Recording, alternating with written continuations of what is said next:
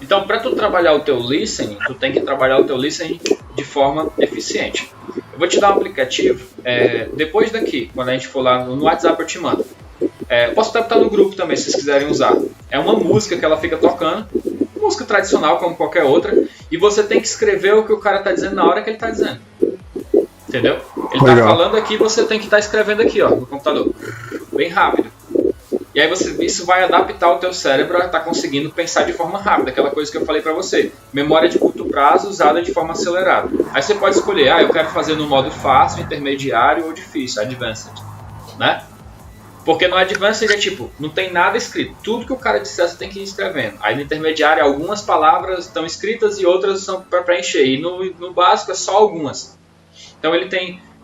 eu gosto da estrutura desse site bem mais do que o Duolingo, porque ele te desafia a responder as coisas no tempo, né? E esse timing é muito importante, tá? O timing. Pegou essa, Vitor? O timing. Tu também que só tá com um pouquinho tempo, só que o Vitor já é um caso diferente. Ele disse que essa semana ele estava desconcentrado para estudar.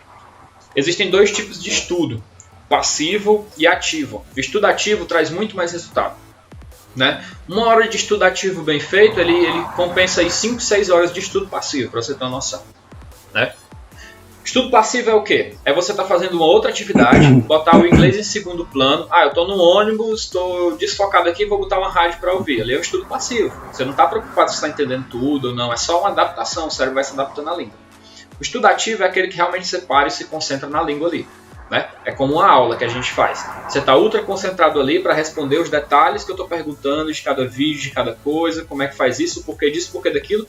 E, inclusive, está aprendendo expressões novas. Como, por exemplo, o cara acabou de falar uma expressão, mas o que é isso aqui? Porque se botar no tradutor não dá nada. Isso aqui é uma expressão que remete a isso, remete àquilo. Aí dá um engrandecimento cultural, no sentido de compreender a língua por detrás, né? Que é o underneath understanding. É o por detrás, é o que existe por detrás, né? Por exemplo, se você falar uma coisa e o cara disser Roger that. Aí por que é Roger that? Né? Por que não ok? É a mesma coisa, né? Por que Roger that? Qual é o sentido? Aí tem todo um conceito underneath. Você entende o conceito, você entende mais a língua. Isso é um estudo ativo. Passivo, deixa acontecer. Só que quando você está desconcentrado, se você não consegue fazer um estudo ativo, que requer uma energia e um foco ali para estar estudando, você faz um estudo passivo.